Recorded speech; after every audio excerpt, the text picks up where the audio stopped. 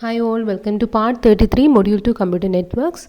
So we were discussing the various improvements for the so-called Ethernet protocol. So we started our discussion with the classic Ethernet, that is IEEE 802.3, right? The DIC standard, the later standard is to IEEE 802.3, which is providing a speed of 10 megabits per second, right?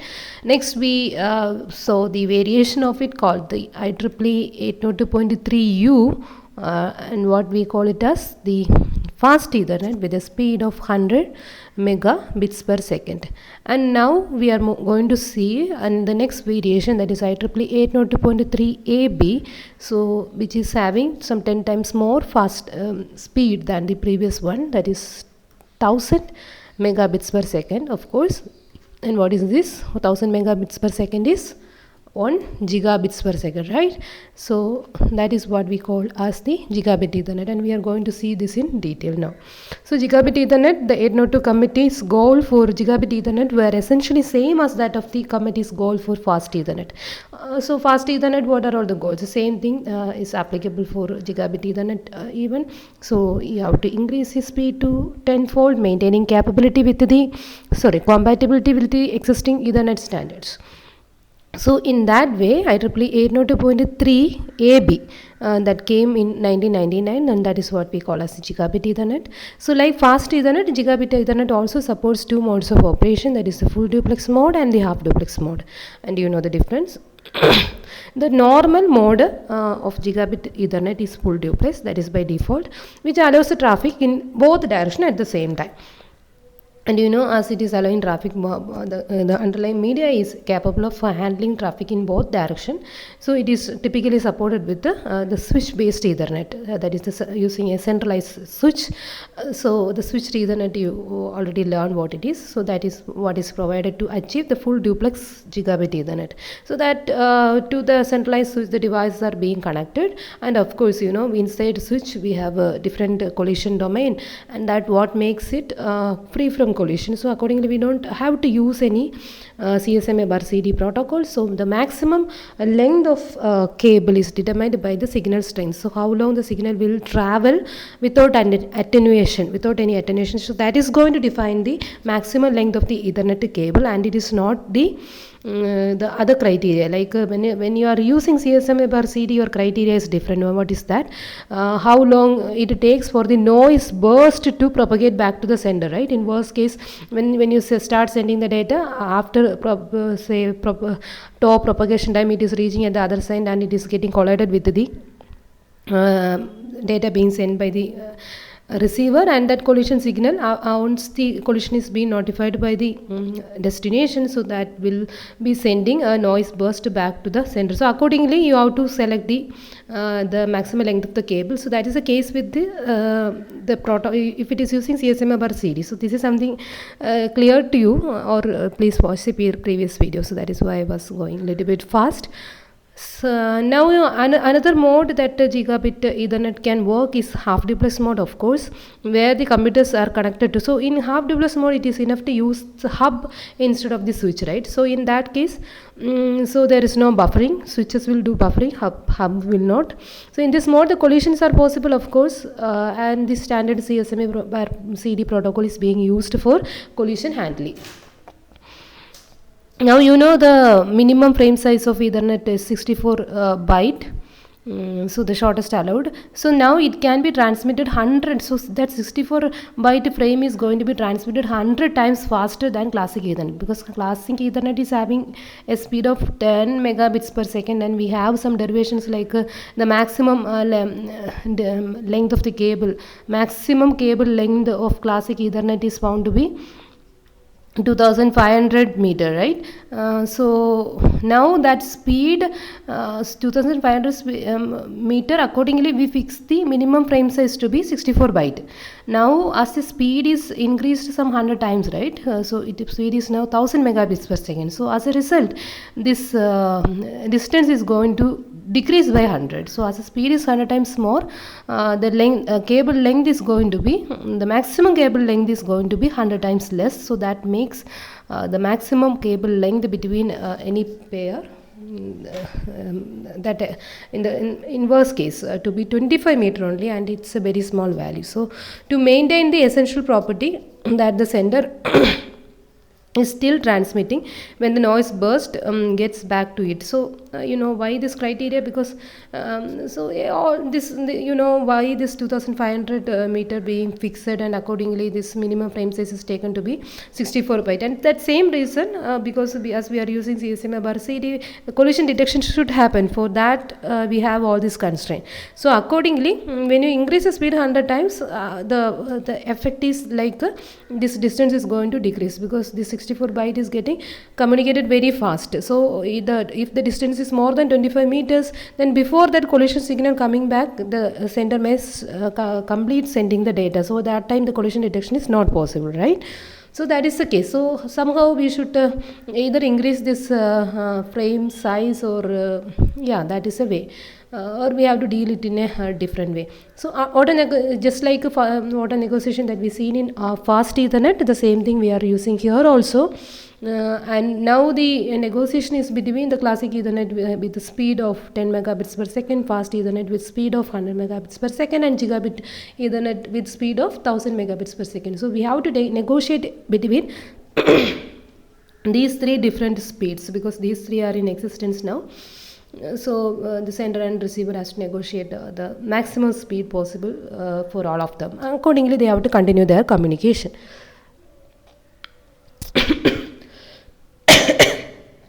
Sorry. Carrier extension and frame bursting. So the length restriction, like what we already seen, when it comes to classic Ethernet, the length was like the maximum cable length was from 2500 meter. Now you are restricting it to 25 meter to make things work in case of the hub based half duplex CSMA. But for full duplex switch based gigabit Ethernet, there is no such issue. But for half duplex hub based Ethernet, this kind of an issue is there. So that this length issue, restriction issue of gigabit technology was painful enough that two features were added additionally to increase the maximum cable length from this 25 meter to 200 meter. If you are getting at least 200 meter as the distance, then it is probably good value that most of the offices can depend on them. Otherwise, for very small setup only we can use this kind of a technology. So the two techniques that we were using are, like, the first one is called the carrier extension. So what is going to happen in carrier extension is the 64 bytes minimum frame length that you remember, right? So that we are increasing to some 512 byte. Okay, so if it is not 512 byte, what we will do, we will pad zeros. So by doing padding, the normal frame size, the minimum, if it is 64, whatever it is, we will extend that to some 512 byte, and we will ensure that all frames are of minimum 512 bytes. And when you increase the frame length, of course you can increase the distance, right? So that is how we are increasing the distance from 25 meter to 200 meter. So if you have any doubt on this, how distance is increased by increasing the frame size and all, please watch the previous video, because I already built up the basic, and from that only I am discussing right now. Yeah. So since this padding is added by the sending hardware and removed by the receiving hardware, of course, the software is unaware about the fact that some padding happened. So meaning that no change are needed to the existing software. We can just run over the existing software without any further modification. So the downside is that using the 512 bytes, so instead of 64 byte, when you are increasing that to 512 bytes worth of bandwidth, so that much bandwidth is being wasted, right? So just to transmit actual information, maybe 46 byte, in the sense 64 byte, 18 byte header. Once you remove that 18 byte header, the payload will be 46 bytes. So to transfer this 46 byte unwanted padding you are doing, and you are making it 512 bytes. So that kind of a problem is there, of course. Now we have another variation of it, the second way by which we can handle this distance issue is something called a frame bursting, right? which allows a sender to transmit a concatenated sequence of multiple frames. So here we just done zero padding. So instead of that, now small frames we are clubbing together, and the frames were concatenated into a single one, and we are sending it by a single transmission, and at the receiver side we will decompose accordingly. So definitely if when you start clubbing or concatenating smaller frames into bigger one, if you can go up to say 505 or 510 bytes only, then 2 more bytes you have to pad. So padding is still there at the final level, but anyway, compared to simply padding a long run of 0, so this is a better approach, right? So the if enough frames are waiting for transmission, of course this scheme is very efficient and it's preferred over the so-called carrier extension. So carrier extension and frame bursting were two methods being proposed to tackle the length restriction problem that is associated with the gigabit Ethernet. When we achieved faster performance, we have some limitations, and that limitations we can handle like this. Yeah, then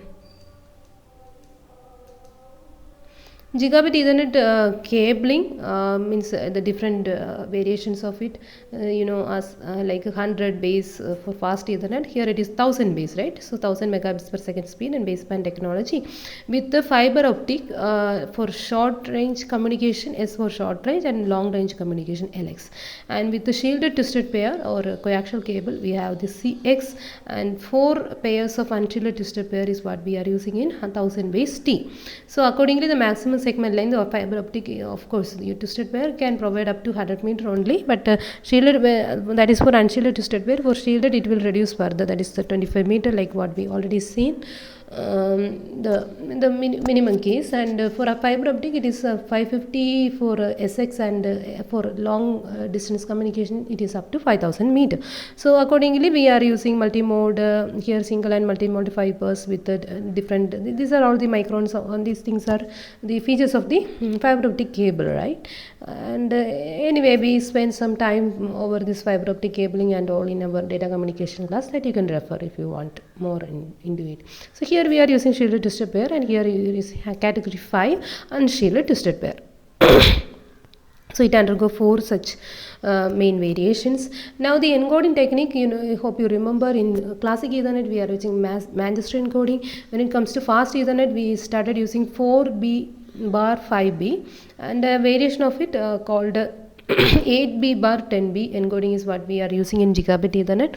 Of course, what will be happening here, 8 bits of information will be replaced with the 10 signal changes, right? And flow control is something introduced here, and jumbo frames, it's another feature in gigabit Ethernet. So let's have a look into it.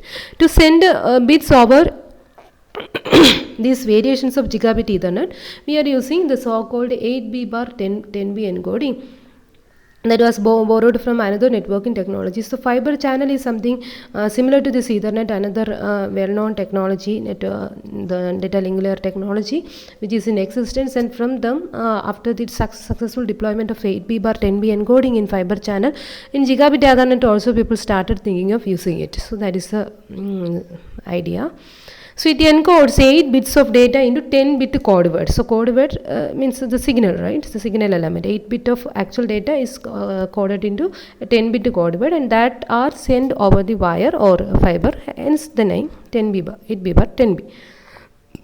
Now the speed of 1 gigabits per second is quite fast, right? So in every second you are now capable of sending 1 giga.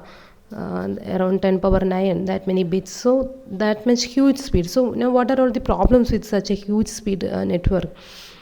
For example, if a receiver is busy with some other task for few milliseconds of time, so definitely it is going to be overflow, in the sense the receiver is busy for a sender and receiver both are synchronized and they are working each other nicely, but in between the receiver gone for some other work, maybe say a few millisecond of time, but immediately when it is coming back, many frames will be accumulated in that gap, and how the receiver is going to handle them.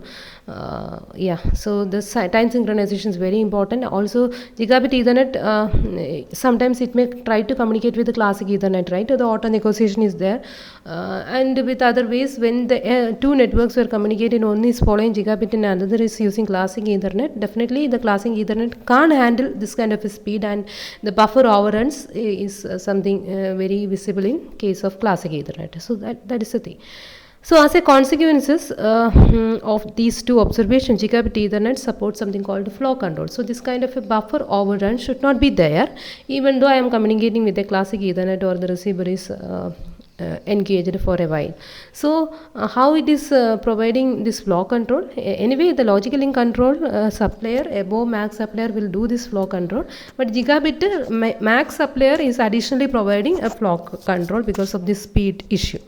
So it consists of one end sending a special control frame called the pause frame, right, to the other end telling it to pause for some period of time. So normally the receiver will be sending that back to the sender so that the sender can wait for a period of time. After that it can try. So in that way it can control the flow, right? It can control the speed mismatch. So pause control frames are normal Ethernet frames only, and typically the type field will be something like this. That is how it will be differentiated from other normal frames.